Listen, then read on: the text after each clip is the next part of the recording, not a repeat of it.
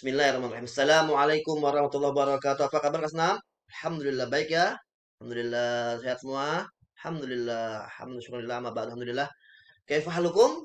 Ana bil khair alhamdulillah. Subhanallah khair, subhan nur. Alhamdulillah kita baca doa dulu, baca Fatihah. Memberkahi pertemuan kita, memberkahi belajar kita. Bismillah. Al-Fatihah. Bismillah. Alhamdulillah. Rabbi zidni ilman warzuqni fahman nafi'a. Bismillahirrahmanirrahim. Halaman 47 ya. Halaman 47 kita ini. Hari ini kita PAI belajar tentang masalah qada dan qadar. Walaupun sudah kemarin, tapi kita harus biar menguatkan ingatan kita. Ya, agak penting ini. Pertama tujuan pembelajaran. Yang pertama yakini adanya qada dan qadar. Meyakini adanya qada dan qadar. Yakin hati kita. Yang kedua mampu membedakan pengertian qada dan qadar. Mampu membedakan. Yang ketiga memiliki sikap. Memiliki sikap yang mencerminkan beriman pada qada dan qadar. Orang beriman pada qada dan qadar sikapnya berbeda. Sikapnya baik. Ya. Yang keempat memahami hikmah. Hikmah apa? Hikmah beriman kepada qada dan qadar. Yang kelima menunjukkan contoh beriman. Contohnya apa? Beriman pada qada dan qadar dalam kehidupan sehari-hari. Selanjutnya. Oh, pengertian. Pengertian qada dan qadar. Pengertiannya nih sekarang. Apa itu? Qada secara bahasa adalah keputusan atau ketetapan Allah. Dengan secara istilah, qada adalah keputusan atau ketetapan Allah Ta'ala terhadap semua makhluknya yang telah ditetapkan sejak zaman azali. Zaman sebelum terjadi sesuatu yang semua terjadi pada makhluknya. Termasuk manusia. Zaman dulu, zaman yang belum terjadi. Kami zaman azali itu. Putusan Allah menetapkan ini. Tuh, namanya qada. Ya, pada semua makhluknya sejak zaman dulu azali semua ini bakal meninggal ini segini, ini kapan ini. Wah, tuh namanya qada. Sedangkan qadar adalah secara bahasa adalah ukuran, ketentuan. Secara istilah qadar adalah ukuran atau ketentuan Allah Ta'ala yang telah terjadi terhadap makhluknya. Ukurannya ulang segini, rezekinya si B segini. Nah, lanjut. Nah, contoh nih. Untuk membedakan nih, contoh kodo, contoh kodar. Contoh kodo apa? Contoh kodo kelahiran. Lahir laki-laki, perempuan. Itu kodo, udah kodo itu kodo. Kematian, mati itu kan kodo, udah kata Allah. Rezekinya ya, jodoh, musibah, itu namanya kodo. Ya. Kodar. Kodar adalah misalnya contohnya hujan di kota A segini, di kota B nggak hujan. Kan itu kejadian lokal ya, itu namanya. Atau matahari terbit dari timur, tenggelam di barat. Nah, itu namanya qadar. Ya, qadar udah terjadi itu qadar. Ya. Qadar itu apa? Sunatullah, kehendak Allah. Ya. Hubungannya apa? Hubungan antara qada dan qadar. Qada artinya keputusan atau ketetapan Allah terhadap semua makhluknya yang telah ditetapkan sejak zaman azali. Sedangkan qadar adalah ukuran atau ketentuan Allah yang telah terjadi pada semua makhluknya. Kalau kodo itu belum terjadi, kodo itu baru sini nanti ini. Tuh, tapi kalau qadar terjadi itu. Tuh, qadar tuh. Ya. Manusia tidak ada yang dapat merubah kodo dan qadar. Nanti ada lagi. Manusia tidak ada yang dapat merubah kodo dan qadar dan enggak ada yang mengetahui kodo dan qadar dirinya. Qada dan qadar itu disebut juga dengan takdir. Nah, digabung tuh. Qada dan qadar digabung jadi takdir. Apa itu? Digitak qadir, bukan takdir. Ya, takdir. Adapun takdir itu ada kalanya baik, ada kalanya buruk. Takdir itu ganteng, jelek, pesek, mancung, ya itu namanya takdir buruk. Buruk sabar, baik syukuri. Sebagai orang muslim kita harus yakin bahwa apapun yang ditakdirkan Allah pasti terdapat hikmah kebaikan buat kita. Yakin itu, ya. Semua itu yang terjadi di alam dunia ini pasti ada hikmahnya. Karena itu adalah bagian daripada takdir Allah Ta'ala. Makanya rukun iman yang keenam baru percaya, beriman pada qadar Allah yang keenam, baru 6 tuh. Ya, yang satu kan pertama Allah. Satu iman pada Allah berarti kuatkan dulu hati kita untuk beriman kepada Allah, yakini bahwa Allah penguasa alam, yakini bahwa Allah segala-galanya. Yang kedua malaikat. Yakini bahwa malaikat melihat kita, mencatat amal baik kita, malaikat menanya kita dalam kubur itu kan. Baru lah itu kitab-kitab Allah, yakini bahwa kitab itu Allah yang turunkan, ya 4, Zabur, Taurat, Injil, Al-Quran. Yang keempat baru Rasulullah. Rasulullah dari Adam sampai Muhammad itu yakini kebenarannya. Yang kelima hari kiamat. Nah, baru yang keenam dah tuh. Kalau yang kelima itu sudah sempurna keyakinannya, tinggal keenam. Sanggup nggak nih meyakini qadha dan qadarnya Allah, meyakini takdir baik dan takdir buruk itu semua daripada minallahi ta'ala, daripada Allah ta'ala. Adapun takdir baik, ada kalanya baik, ada kalanya buruk. Bagian muslim harus yakin bahwa apapun yang dari takdir Allah pasti ada hikmahnya. Nah, takdir ada dua macam. Takdir ada dua macam. Ada takdir mubram, ada takdir mu'allaq. Mubram itu tetap, mu'allaq itu tergantung, bergantung. Mubram itu apa?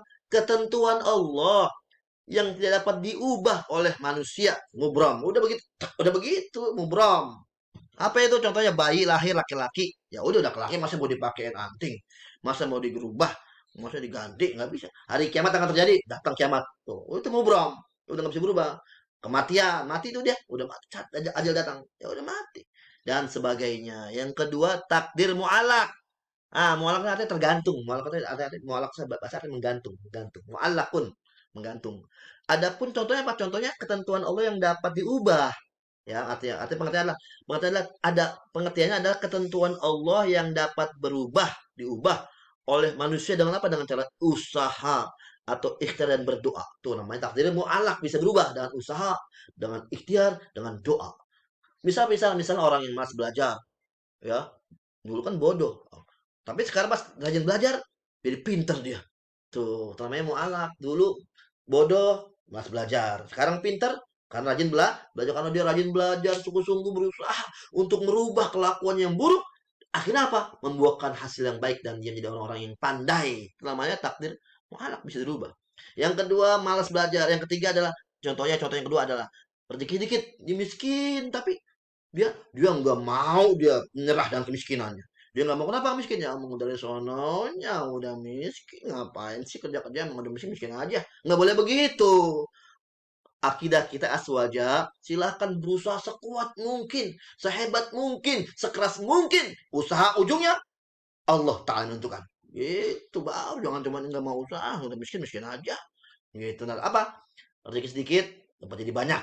Ya, kenapa? Karena dia usaha, karena kerja keras. Dulu miskin.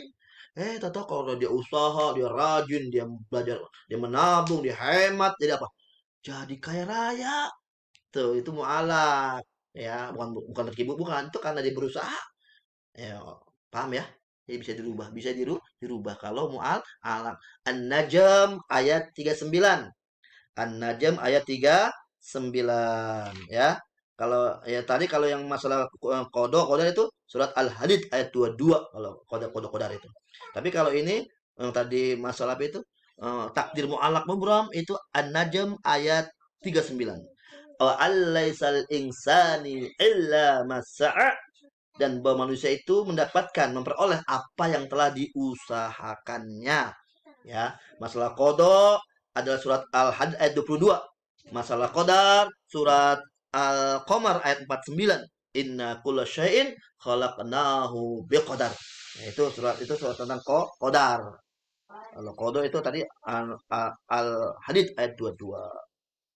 Contoh beriman. Contoh perilaku orang beriman kepada qada dan qadar, ya. Jangan cuma ngaku doang iman pada qadar, tapi kagak perilakunya jauh. Malas, perilakunya nggak bersyukur, perilakunya jahat, perilakunya mencuri, korupsi dan sebagainya, ya. Yang contoh perilaku orang beriman kepada qada dan qadar yang dapat kita terapkan. Terapkan nih, amalkan nih. 1, rajin beribadah. 2, belajar atau giat bekerja dengan sungguh-sungguh hati, dengan sepenuh hati. Menerima ketetapan Allah, ya, menerima semua takdir Allah dengan apa? Dengan lapang dada. Alhamdulillah, saya terima ya Allah, saya ridho ya Allah. Yang 4, belajar dengan sungguh-sungguh agar pandai. Sungguh-sungguh belajar agar pandai. Bisa berubah. Asal kita mau sungguh-sungguh mau pandai. Jadi pandai kita. Contohnya adalah apa? Contohnya meningkatkan potensi diri. Dengan apa? Dengan belajar, dengan beribadah, dengan banyak berdoa, dengan banyak-banyak hubungan dengan orang-orang yang besar. Itu nanti akan jadi apa? Akan meledak tuh. Dia punya potensi akan meluncur, potensi diri akan jadi orang-orang hebat. Selanjutnya, hikmah. Nah, penting sekali nih. 3 hikmah beriman kepada qadha dan qadar. Hikmahnya nih. Ya, bukan hikmah, bukan. Qadar. Contohnya apa hikmahnya? Hikmahnya adalah sungguh-sungguh berusaha dalam kehidupan sehari-hari. Usaha sungguh-sungguh tuh menjadi wajib. Siapa sungguh-sungguh, dia akan berhasil. Sungguh-sungguh berusaha, dia bekerja keras, dia belajar keras, bekerja cerdas, dia usaha semaksimal mungkin.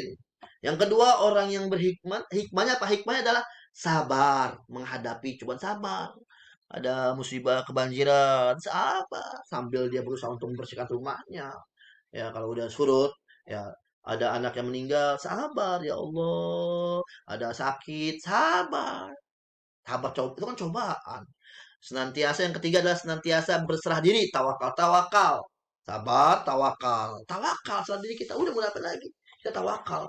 Tapi tawakal itu bukan pasrah tunduk aja, bukan udah kok nggak kerja, udah saya mah tawakal aja, bukan begitu. Tetap tawakal itu artinya pasrah total kepada Allah setelah berusaha dan berdoa, baru tawakal. Kan tiga, tiga modalnya. Satu usaha, dua doa, tiga tawakal. Inilah cabang-cabang daripada beriman kepada qada dan qadar. Artinya contoh-contohnya itu. Selanjutnya, nah sekarang soalnya gampang jika mengerti dan memahami apa yang saya sampaikan tadi itu. Dibuka lagi videonya dan dibuka aja bukunya. Di buku ya. Halaman berapa itu tadi gampang semuanya itu halaman 46, 47 ya. Itu gampang dibuka bukunya.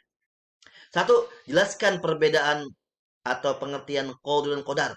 Perbedaan, pengertian qada dan qadar secara bahasa dan istilah.